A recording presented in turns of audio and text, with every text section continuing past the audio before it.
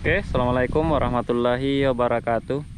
Jadi hari ini saya lagi ada di sawah mengecek pertumbuhan padi saya yang telah berumur 42 hari. Jadi ini adalah musim tanam yang kedua, dan untuk tanam kali ini saya membawa 4 jenis tanaman padi. Yang pertama ada IR64 yang telah berumur hari ini sekitar 70 hari, dan Impari Impari 48.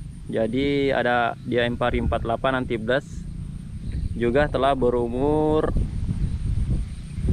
sekitar 70 hari. Dan ini yang ada di belakang rumah, tepat di belakang rumah. Jadi ada padi Ciliwung dan ada padi ketan. Jadi yang telah berumur sekitar 42 hari. Kita mengecek pertumbuhannya, dan alhamdulillah pertumbuhannya normal.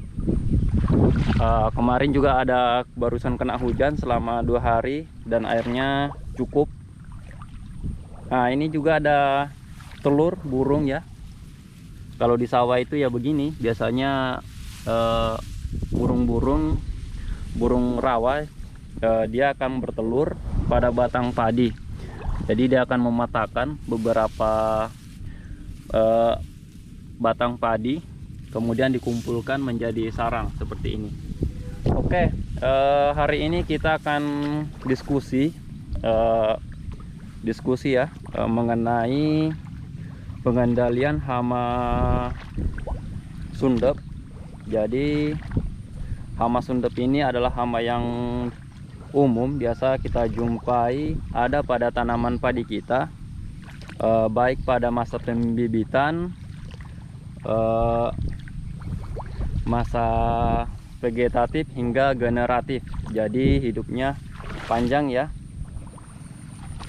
Jadi untuk hama penggerak batang sendiri itu mempunyai 4 jenis yang biasanya kita jumpai pada tanaman padi kita.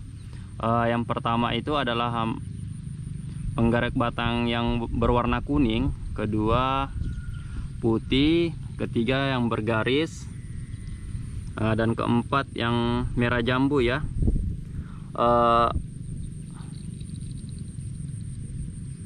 Jadi untuk serangannya sendiri biasanya kita jumpai saat pada fase generatif, itu disebut dengan sundep, mengakibatkan anakan atau pertumbuhan padi kita biasanya kerdil. Nah, kerdil ada kemerah-merahannya.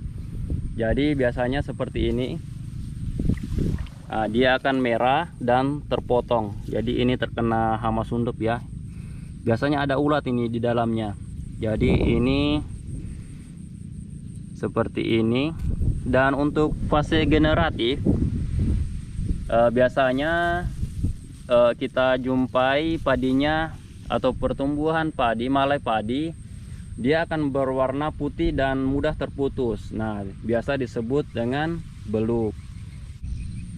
Jadi untuk membasmi hama sundep, kita perlu mengetahui siklus hidup dari hama itu sendiri, mulai dari masa ngengat atau clipper kalau petani menyebut, atau masa hingga dia bertelur dan menjadi larva atau ulat.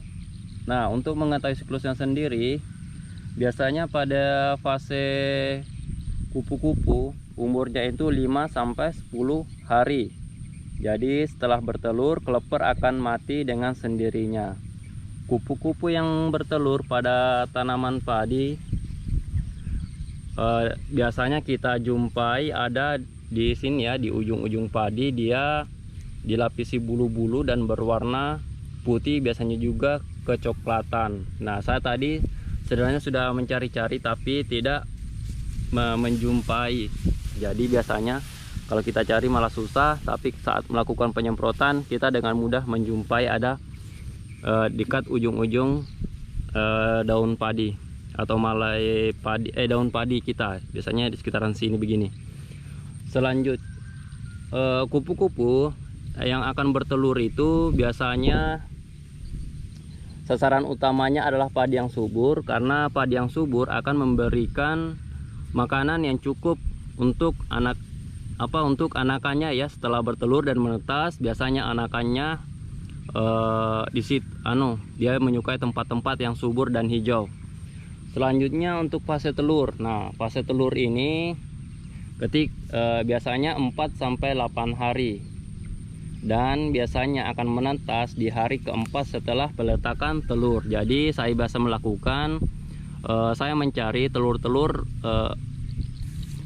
sundep yang ada pada padi saya, kemudian saya kumpulkan di dalam satu wadah. Biasanya saya berikan di plastik ya, yang tidak terkena air, dan saya gantung. Nah, di situ saya melakukan kita teliti dalam beberapa hari. Biasanya 4 hari setelah peletakan telur dia akan menetas. Nah, di situ di waktu yang sangat bagus untuk dilakukan penyemprotan dengan bahan kimia ya, karena saat dia sudah menetas biasanya telur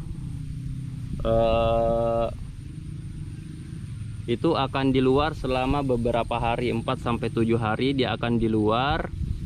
Dan di situ disitulah waktu yang sangat mudah untuk dilakukan penyemprotan, karena dia masih ada di luar padi. Selanjutnya adalah fase larva atau ulat. Ini umurnya sekitar 19 sampai 30 hari.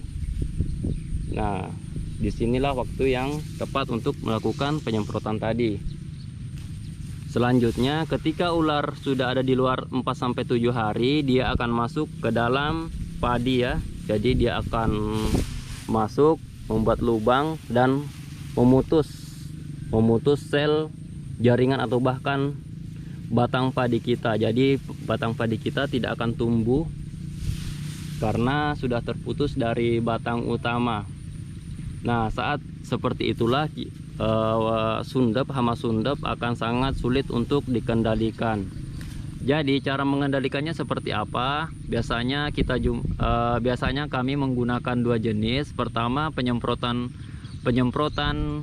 dengan bahan kimia, baik yang berbahan, contohnya seperti bahan aktif dimehipo. Obatnya terserah apa saja, seperti spontan, narahipo, dan yang lainnya banyak. Saya kira racun yang berbahan aktif dimehipo. Selanjutnya ada bahan aktif yang abamectin ya, seperti kick off, stadium. Di sini teman-teman silakan menyesuaikan. Selanjutnya ada saya lupa sebagian, ada 4 biasa jenis yang saya gunakan untuk penyemprotan hama sundep. Atau cara kedua ini yang cukup mudah juga, biasa dilakukan dengan bahan aktif karbofuran atau karbosulfan. Saya lupa bahan aktifnya, tapi untuk mereknya sendiri biasanya furadan. Nah, sifatnya granul. Ini kita tebar di padi yang terkena hama sundep. Jadi itu adalah 2 cara yang biasa kita lakukan, karena kita masih menggunakan cara kimia, baik itu penyemprotan atau penyebaran racun menggunakan bahan furadan ya. Dan kedua cara itu cukup efektif, baik yang penyemprotan secara rutin dan pemberian penyebaran racun. Ya, mungkin demikian biasanya cara yang kami lakukan berdasarkan diskusi ya bersama teman-teman petani yang ada di sini. Itu adalah cara-cara yang kami lakukan. Mungkin teman-teman juga ada cara lain. Ya, kita berdiskusi, tidak ada saling menggurui, karena petani itu adalah biasanya memiliki cara-cara tersendiri dalam pengendalian hama ya, baik obat ataupun tergantung pengalamannya sendiri. Mungkin demikian untuk sharing kita untuk kali ini. Kita juga akan terus memantau perkembangan dan pertumbuhan padi kami yang sudah tanam ini. Semoga semuanya normal-normal saja sampai masa panen. Ya, demikian. Assalamualaikum warahmatullahi wabarakatuh.